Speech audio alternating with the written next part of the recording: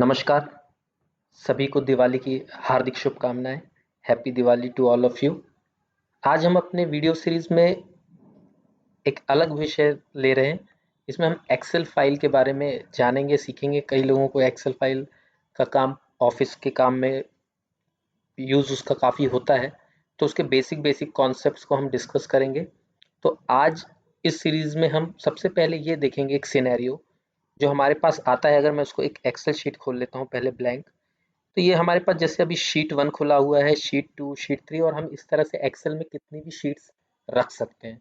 अगर कोई एक ऐसा सिनेरियो आए कि हम चाहते हो कि हमारी जो शीट्स पे डेटा है, वो हमारी एक फाइनल इसी माइक्रोसॉफ्ट एक्सेल की इसी शीट पर पूरा सारी शीटों का डेटा एक साथ शो हो जाए, या अगर कोई डेटा हमारे पास है हम उसको जोड़ कर देखना चाहते हैं कि भाई इस पर्टिकुलर शीट, जो मान लीजिए 3 शीट्स हैं, तो इन 3 शीट्स का डेटा जुड़कर 4th नंबर की शीट पे आ जाए, तो वो कैसे संभव है, उसका क्या ईजिएस्ट वे है। तो उसके लिए मैंने पहले से उसको समझाने के लिए दूसरी एक एक्सेल शीट खोली हुई है।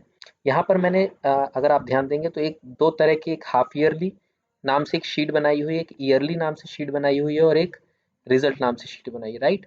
तो हाफ ईयरली शीट में मैंने क्या किया हुआ है, अगर आपको दिख रहा होगा कि यहाँ पर ऊपर हेडर है जिसमें एक नेम का कॉलम रखा है और 3 सब्जेक्ट ले लिया है, हिंदी, इंग्लिश, साइंस, और लास्ट कॉलम रखा है टोटल मार्क्स का, राइट।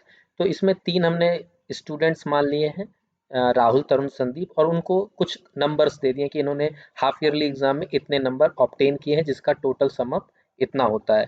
इसी तरह ईयरली वाली शीट में अगर मैं आऊँ तो सेकेंड वाली शीट में मैंने भी उन्हीं स्टूडेंट्स को इन्हीं सब्जेक्ट्स में कितना मिला, यानी फाइनल एग्जाम में उनको कितना मिला। तो हम एक काम करते हैं, half yearly exam, yearly exam में जो उनको मिला है उसका सम अप हम रिजल्ट वाली शीट, जो कि अभी टोटली ब्लैंक शीट है, इसमें कोई डेटा नहीं है, हम उनके हाफ ईयरली के एग्जाम और ईयरली एग्जाम को सम अप करेंगे, रिजल्ट वाली शीट हम तैयार करेंगे। तो इसका ईजिएस्ट, बहुत ईजी वे है।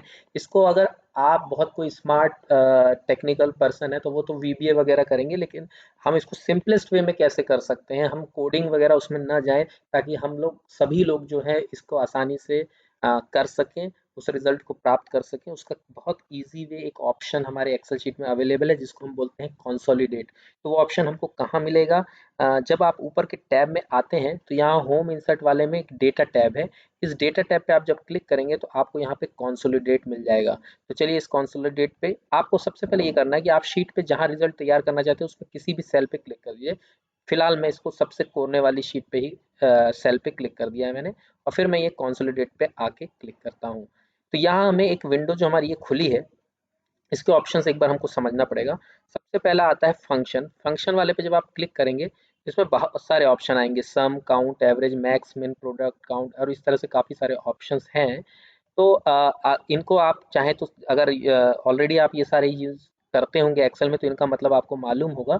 पर यहाँ पे समय बर्बाद ना करते हुए हम सीधे सम लेते हैं, क्योंकि हमारे प्रेजेंट सिनेरियो में, प्रेजेंट केस में हम जोड़ना चाहते हैं। तो हमने यहाँ पर सम ले लिया। उसके बाद इम्पॉर्टेंट आता है हमारा रेफरेंस। ये इम्पॉर्टेंट है एक्चुअली, हमारी जितनी भी शीट्स हैं उन सारी शीटों का रेफरेंस हमको एक बार जाकर बताना पड़ेगा कि हम इन इन शीटों पे जो डाटा है उसको जोड़ना चाहते हैं। तो उदाहरण के लीजिए, जो आप अगर पहली शीट जो हमारी हाफ ईयरली वाली थी, पहले हमें लेना पड़ेगा, तो ये जो एक आइकन होता है हमको यहाँ पे क्लिक करना होता है। मैंने इस पे क्लिक कर दिया, और अब हमको हमारी जो शीट है जिसको हम रेफरेंस देना चाहते हैं, जैसे कि यहाँ पे हाफ ईयरली है, तो पहले मैं हाफ ईयरली पे क्लिक करता हूँ, और इसके जो भी सेल मैं चाहता हूँ जोड़ना या शो करना, वो सारे सेल मुझे सिलेक्ट करने पड़ेंगे। इस केस में मुझे क्या है कि ये नेम वाला, ये जो हमारा ऊपर वाला हेडर है और ये नाम है स्टूडेंट का, ये हमको सब चाहिए। तो हम पूरी की पूरी शीट पहले सेल से लेकर यहाँ तक लख लगेंगे, ले लेंगे। सिलेक्ट करने के बाद आपको दोबारा इसी आइकन पर सिलेक्ट क्लिक करना होगा। मैंने ये इस पे क्लिक कर दिया। जैसे आप क्लिक करेंगे तो यहाँ पहली शीट के रेफरेंस में कुछ लिख के आ जाएगा, ये क्या है इसको समझने की जरूरत नहीं है, हमको सिर्फ ये ऐड बटन पे क्लिक करनी है। मैंने ऐड कर दिया, तो ये पहला रेफरेंस हमारा ऐड हो गया है।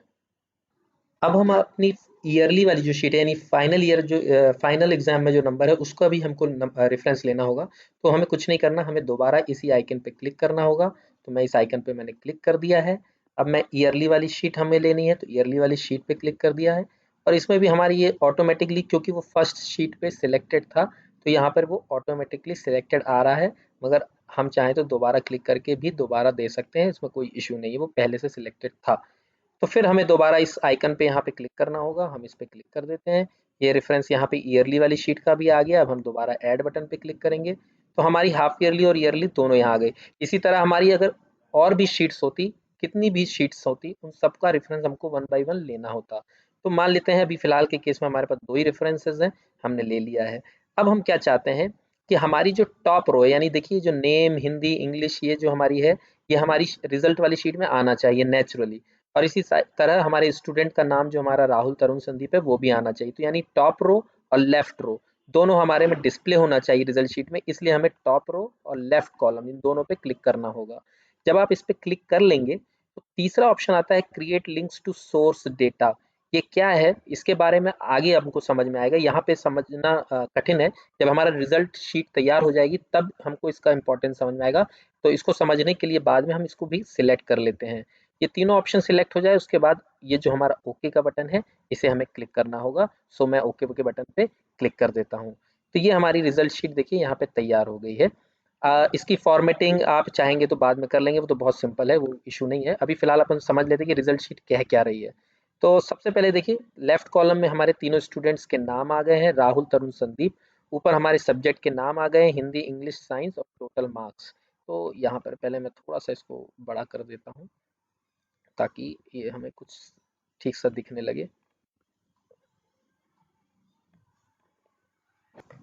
तो थोड़ा सा मैंने फॉर्मेटिंग कर दी है। अब इसमें देखिए दिख रहा है कि हमें राहुल को, जो पहला हमारे स्टूडेंट थे राहुल, उनको 100 तीनों सब्जेक्ट में हो गए क्योंकि उनको दोनों ईयरली हाफ ईयरली में 50-50 मार्क्स मिले थे। वो अभी हम चाह के देख लेंगे। इसी तरह तरुण को 80-80, संदीप को 60-60, यानी सब्जेक्ट वाइज तो टोटल उनके हो ही गए हैं, साथ में उनके टोटल मार्क्स फाइनल रिजल्ट के लिए भी आ गए हैं कि उनके टोटल मार्क्स इसके 300, 240, 180 हैं। तो एक तो हमारे पास ये हमको मिल गया। अब हमारे पास आता है कि जो हमने कॉन्सोलिडेट वाले जो एक थर्ड ऑप्शन को राइट किया था कि उसका क्या मतलब है। ऑप्शन को समझने के लिए देखिए लेफ्ट साइड में ये प्लस का साइन बन के आ रहा है, राइट। ये प्लस साइन पे मैं एक एक क्लिक करता हूँ। जैसे पहले मैं राहुल के सामने वाले प्लस पे अगर क्लिक करता हूँ तो ये देखिए इनकी जो 2 शीट थी, मतलब यहाँ पे ज़रूर बुक 1 लिखा है, यहाँ कुछ और भी हो सकता है, आपके में कुछ और आ जाए कि एक्सेल शीट 1, एक्सेल शीट 2 या एक्सेल शीट 1, एक्सेल शीट 1, इस तरह से कुछ भी आ सकता है, इससे कंफ्यूज होने की ज़रूरत नहीं है। कुल मिला के ये बता रहा है कि राहुल के करस्पॉन्डिंग जो 2 शीट थी, उनको पहले वाले में 50-50 मार्क्स मिले थे, दूसरे में 50-50, तो उनके टोटल मार्क्स 100-100 हो गए थे।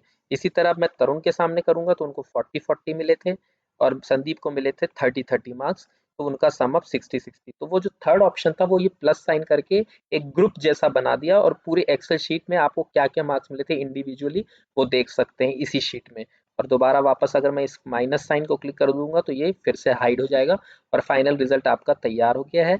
अब आप इसकी फॉर्मेटिंग आसानी से कर सकते हैं जैसे कि मैंने ईयरली और हाफ ईयरली में इसको कलरफुल किया था।